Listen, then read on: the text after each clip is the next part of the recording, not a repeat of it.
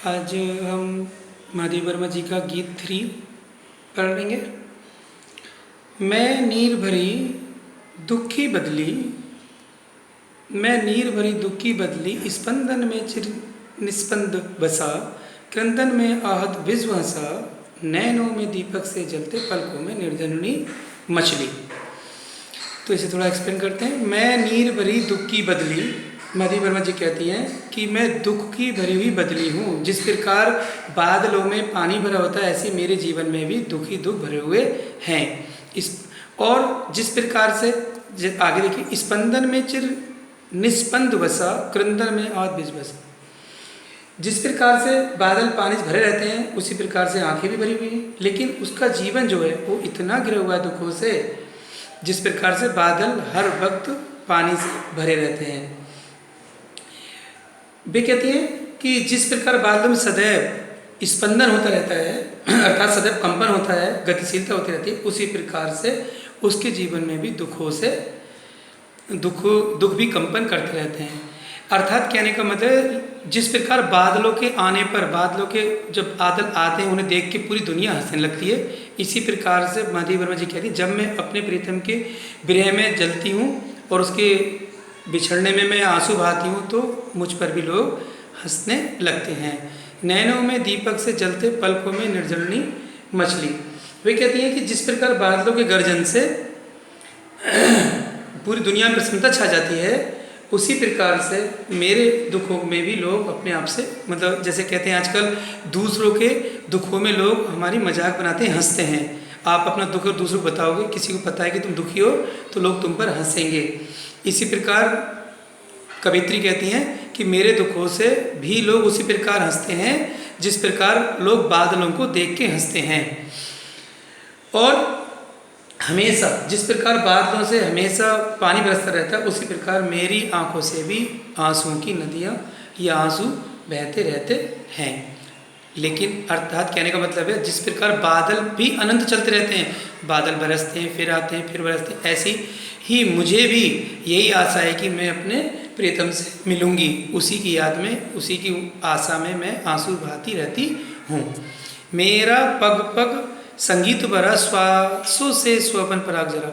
जैसे बादलों में हमेशा जो बिजली कड़कती है वो संगीत भरा रहता है, मन मन संगीत होता है, उसी प्रकार से मेरे लिए भी मेरे उस जो जीवन में संगीत है, वो मेरे प्रियतम की जो स्मृतियां हैं, यादें हैं, वो हैं जो मुझे जीने का सहारा देती हैं और सुख का अनुभव कराती हैं। नभ के नव रंग बुनते दुकुल, छाया में मलय भरे पवन। और जिस प्रकार बादलों के जाने से या बादल जब बरस जाते हैं तो रंग बिरंगा जो सतरंगी, जिसे हम कहते हैं इंद्रधनुष बन जाता है, उसी प्रकार से मेरे भी जब दुख कम हो जाते हैं, आँखों से आंसू निकल जाते हैं, तो मुझे भी संतुष्टि मिलती है और शीतलता का अनुभव होता है। मैं क्षितिज भ्रकुटी पर चिर धूमित, चिंता का भार बनी आबिल। कवित्री जी कहती हैं, जिस प्रकार जल के भार से नभ झुके रहते हैं, क्षितिज हो जाते हैं, नीचे झुके हुए लगते हैं, ऐसा प्रतीत हो जैसे कि उनकी आंखें जो भौएं हैं वो झुक गई रोते रोते आकाश होगी। जिस प्रकार मनुष्य की आंखें या मेरी आंखें, कवित्री कहती हैं, जिस पर मेरी आंखें रो रो के झुक गई, ऐसी आकाश भी लगता है कि जैसे पानी के भार से नीचे को थोड़ा झुक गया है और उसको भी चिंता हो रही है। रज कण पर जल कण हो बरसी, नव जीवन अंकुर बन निकली। और जैसे जैसे आंसू निकल जाते हैं, उसी प्रकार जीवन की आशा बन जाती है। ठीक उसी प्रकार से जिस प्रकार से बादल बरसने के बाद में प्रकृति पर यानी पृथ्वी पर जब बरस जाते हैं, तो नए नए जो पेड़ पौधे हैं उगे आते हैं और जो अंकुरित बीज हैं वो अंकुरित हो जाते हैं। उसी प्रकार से मेरे भी आंसू निकलने के बाद मेरा जीवन भी थोड़ा चिंता मुक्त हो जाता है और जीवन में नया संचार आ जाता है। जिस प्रकार बरसने के बाद में प्रकृति में हम देखते हैं कि नई बहारें आ रही हैं। पथ को न मलिन करता आना, पद चिन्ह न देता जाना। जिस प्रकार बादल आकाश में आते हैं और चले जाते हैं, लेकिन उनका कोई भी, वो बादलों गंदन आकाश को गंदा नहीं करते हैं, उनकी कोई पहचान नहीं रहती है। पद चिन्ह न देते जाना। और बारिश होने के बाद में भी आकाश में उनका कोई नामो निशान नहीं रहता है। ठीक उसी प्रकार से जब मैं बरसात, जब मेरी आंखों से आंसू निकल जाते हैं दुख में, दुख हो जाते हैं तो उसके बाद में कोई भी जो निराशा का पद चिन्ह है वो शेष नहीं रहता है। अर्थात जिस प्रकार से बादल बरसने पर विश्व पूरी दुनिया प्रसन्नता फील करती है, वैसे ही मेरा जीवन भी ऐसे ही हो जाता है जैसे पथ को ना मलिन करता आना। यानी पथ जब आकाश बरस जाता है तो कोई भी बादल का निशान आकाश में नहीं रहता है।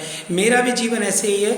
मेरे जीवन में कोई भी कलंक या कोई कलंकित काम नहीं है। कोई ऐसा जीवन पथ मेरा नहीं होना चाहिए जिस पर कोई कलंक लगा हो। ठीक उसी प्रकार से जिस प्रकार से आकाश आता है और चला जाता है, मेरा जीवन भी ऐसे होना चाहिए कि मैं जैसी आई बिना कलंकित ऐसे ही इस जिंदगी से जीवन से चली जाऊं कलंक रहित। सुधरी मेरे आंगन की जग में सुख की सिरन हो अंत के लिए। इसी प्रकार जब मेरी स्मृतियां थी मेरे मस्तिष्क में आती थी तो वो उनमें खुशी की सिरन होती है। जिस प्रकार आकाश के आने पर पूरी दुनिया में सिरन होती है, लोग प्रसन्नता फील करते हैं, मेरे जीवन में भी प्रसन्नता आना चाहिए और जो यादें अच्छी वो आती रहना चाहिए। विस्तृत नभ का कोई कोना मेरा ना कभी अपना होना। जैसे जिस प्रकार आकाश, इतने बड़े आकाश में बादल का कोई अपना स्थायित्व नहीं होता है, कोई पक्का ठिकाना नहीं होता है, ठीक उसी प्रकार से मेरा भी कोई अपना जीवन नहीं था। मैं आई और चली गई, मेरा जीवन में कोई भी स्थायित्व नहीं था।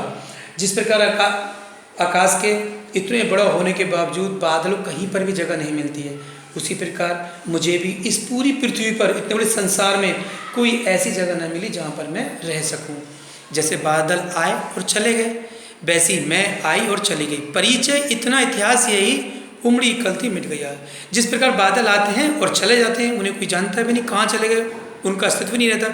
इस प्रकार मैं इस दुनिया में आई और चली गई, सिर्फ एक इतिहास बन गई कि हाँ मैं आई थी और चली गई। यही जीवन है और यही संपूर्ण जीवन था, बस आना है और जाना है। हमारा जीवन सिर्फ बादल की तरह है जिसका कोई भी अपना अस्तित्व नहीं है, सिर्फ आना है हमें और बिना पहचान छोड़े चले जाना है।